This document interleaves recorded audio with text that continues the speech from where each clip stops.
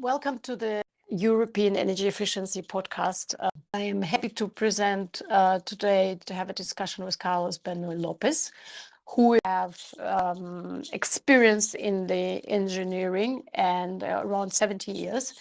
Is also lecturing students and lecturing people on the technical and engineering developments, and especially we have decided today to talk about energy efficiency and hydrogen. And a couple of questions we would like to discuss with Carlos, since he's also has quite interesting insights, and we thought that that will be probably for interest for everybody. Carlos, welcome to you. Thank you very much that you have found the time to talk to us as well. Thank you very much for having me. It's a Uh, real pleasure. we'll start with the first one, actually, with the simplest question. Hydrogen is the most abundant element on the Earth, and actually the first element in the Mendeleev's periodic table of elements. And actually, this is more natural, and it's the part of the nature. But what are actually the key features we need to know about it? What is, in your opinion, what we need to know about this one? Well, this is a quite wide question, and let's try to tackle saying that the hydrogen molecule is a good tool to help us into the decarbonization path that we are doing. So we need to take it like one tool more of all the renewable tools that we are having. So we are having solar panels, we are having windmills, we are having batteries, we are having geothermal. So we are having hydrogen molecules. So this is one of the many tools that we are having now to tackle all of our climate change issues, right? Mhm. But when somebody comes to you and says, "Okay, I don't understand anything about this. Why everybody talks about it?" Uh, what? Well, the main answer there is that we can achieve things that we cannot do with the direct electrification. I mean, we need to explain people that the route that we have found to abandon fossil fuels is to electrify as much as we can our societies, and to do it in the highest efficient way. So we have been doing that already, I don't know, few decades now, and we have realized that we cannot electrify everything. There are some processes, there are some applications that needs to have an alternative solution. And in here is where we take hydrogen as the solution. So Mm. But I mean, Michael Liebreich, now, was the founder of the New Energy Finance, has published this hydrogen letter now, which clearly shows, mhm. okay, where the efficient use of the hydrogen is given and what is could be done with electrification, what is not. And I mean, we found it's quite straightforward. And actually, he puts it, and as you say, there's one of the tool of the many tools, and we could not put everything now saying, well, wherever it's possible, we will apply hydrogen, but we also say it shouldn't be, actually should not be one serves all solution. No. And but this is what the impression, the discussion, what it makes right now, This is right? this is a very interesting point of view, because it will depend of where allow me to use this expression, where in which bubble you are. You will have the impression that hydrogen is being thought to be used for everything, or depending of you are in the other one, you could be like, we are disregarding many of the good things of hydrogen and losing a lot of time. So I think here we are coming again uh, with many things in renewable to find the good balance. And I agree completely with the ladder that Michael Liebrecht has done. Hydrogen needs to be used for the applications where we don't have an alternative. And this is mainly industrial applications. This is to substitute what we are using our hydrogen right now. This is something that people needs to understand, that we are using a lot of hydrogen that it is polluting a lot, that this is emitting a lot of CO2 equivalent to the atmosphere, and we need to give a solution to it.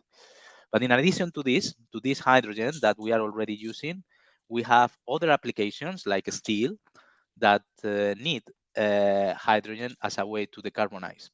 So when we look at that perspective, we realize that the quantity of hydrogen that we need is important. And then we need to actually have kind of the understanding of where we stop, producing hydrogen. But And I this think is it's there where the main disputes are, because exactly. So where do we stop or where do we start? We then have like I mean, whatever, and that's what I say. Okay, somebody has published the letter, and then it's actually explaining it from the scientific point of view, and I think also from the common sense point of view. And now we start saying, okay, then it's like a solution for everything. And that's what I was wondering from your point of view. Why is this happening?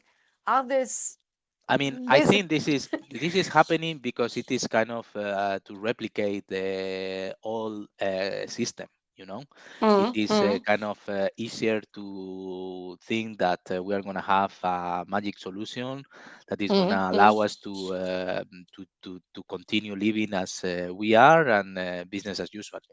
So one thing that we need to fight and to educate and to kind of disseminate is that the energy system is going to change radically. And even with hydrogen in it, the energy system will be completely different than the fossil fuel based energy system. So that doesn't mean that you won't use any hydrogen, and that doesn't mm, mean either that you mm. will have your energy system based on 80% hydrogen. Yeah, yeah, yeah, No. yeah. So that's kind of where we are, and I think it's when people are and people who are much more struggling with the electrification, we need to kind of also acknowledge that the main fossil fuel,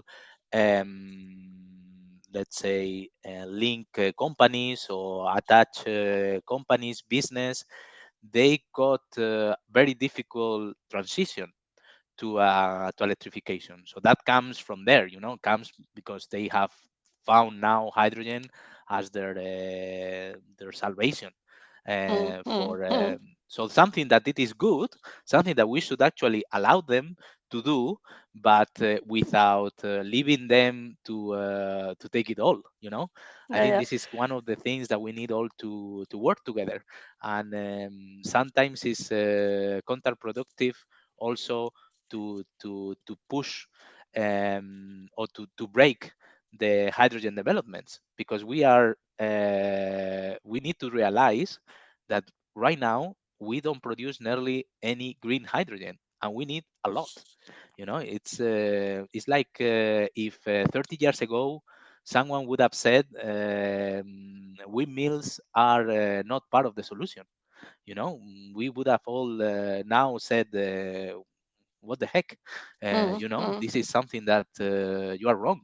so mm, so then we need to find each others, and then try to see where this balance is, that, to be honest, no one knows for certain, because no one knows how we are going to be able to have the different compromises that the world needs to go on.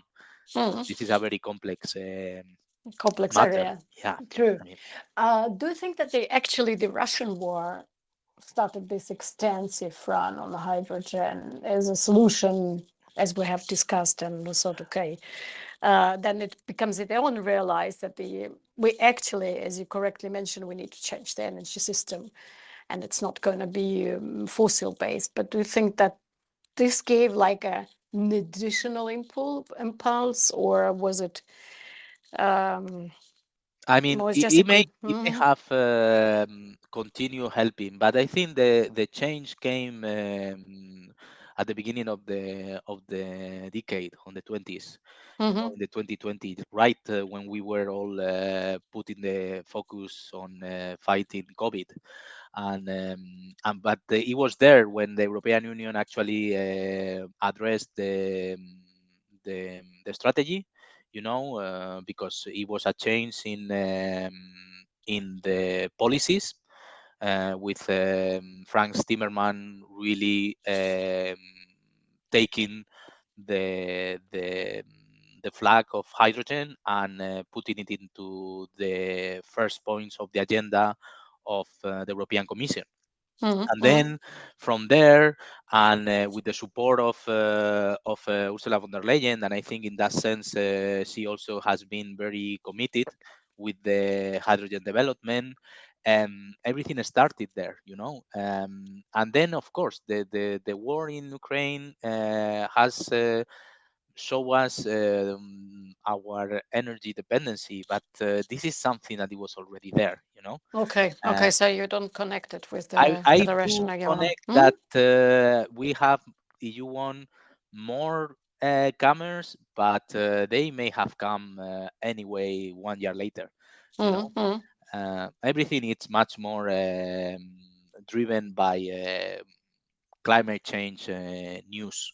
I would say, as soon as the new IPCC report comes out, new solutions need to be put in Mm-hmm. place, and people realize that, oh, this is being overlooked, so we Mm-hmm. need here to put a little bit more attention. Mm-hmm. um, yeah. Okay, I mean, in interesting. I mean, we are, as you know, and that's how we started the discussion. We are actually presenting and working since 10 years in energy efficiency, and the purpose of our activities are to invest in energy efficiency at the public and cities, regions level. And we we were wondering ourselves, how does hydrogen offers a few cases an efficient solution, and this is what the discussion here. Hydrogen is not super efficient. I mean, and the question is, should we worry about this, that the cities start relying on hydrogen driven solutions? That's what we discussed, where actually there should not be applied. And how will your recommendation to be to deal with this? I mean, regarding the cities, I wouldn't be too worried, because I think cost will drive everything, and if it's not costly advantages, it won't happen. And um, and it is not to use hydrogen in, I don't know, heating The houses, transport and the or transportation, even whatever, or transport. the Yeah, heating I mean, not for buildings. Yeah. now. I mean, I don't know if in 10 years the picture will be different, but right now, producing hydrogen, it is not so cheap as we would like, and we need to address that problem first. So once that we will produce hydrogen, what we do, and I think this is a kind of understandable human being way of And thinking, right? We build houses sometimes from the roof, and not kind of like, hey, guys, let's start with the production, then see how we move hydrogen around if we need it. Let's think that right, to do it in the best efficient way, that we don't build infrastructure that later is not going to be used. This is also an important this is also important. Yeah. Yes.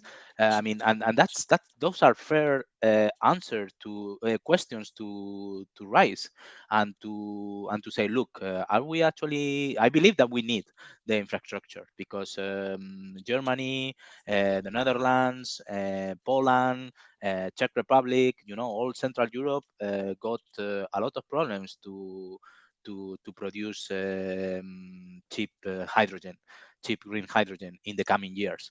So either you wait, and we don't know exactly how much we need to wait to have these cheap renewables everywhere. We are putting that as a hypothesis.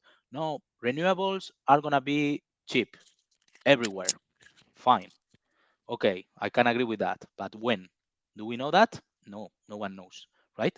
Um, we all believe that yes, the PV plants are the PV plants are decreasing in price, but it will be a moment, that cannot decrease anymore. So it's there maybe where all get more homogenized, right? But when we will, yeah, but when we will make the whole grid green, Exactly. And then we are here. this is, This yeah. is the thing, and that we are having a race against the clock to fight climate change. So to me, it is something that I like to, for example, the steel industry. I think we need to address it now. Their decarbonization. We cannot wait for that. Steel is needed everywhere. It's part of our commodities for making very basic stuff in our societies. So I would think that this is actually something that we need to do much better. Mm, Um, then, you know. mhm. So Yeah, yeah, they're so prioritizing, and this is exactly. what I So think what is missing in this discussion as well. What exactly. we So need then, to do then this is a bit first. what we need to all realize. I mean, and the interconnection, and okay, if you don't give alternatives, you will have a peak of emissions for other in other parts of the world, and what what what are we doing then? Are we then? This is like nonsense. Okay, we could be really nice European. Efficient and nice, but if you are pushing other countries to do other things because the markets are pushing them into that, um, what are we doing? you know Yeah. it's a little bit this problem that we need to all realize, the interconnection of everything. you know Mm. Mm. I agree. I agree. Carlos, thank you very much for taking your time. I think it has been a very interesting discussion, and also, I mean, we would like to spread the word a bit around the topic and interconnection with Yep. the activities that what we're doing. Thank you very much, and hope to see you Yep. in some time again. Thank you very much for Bye. having me, and it was a real pleasure. Yeah.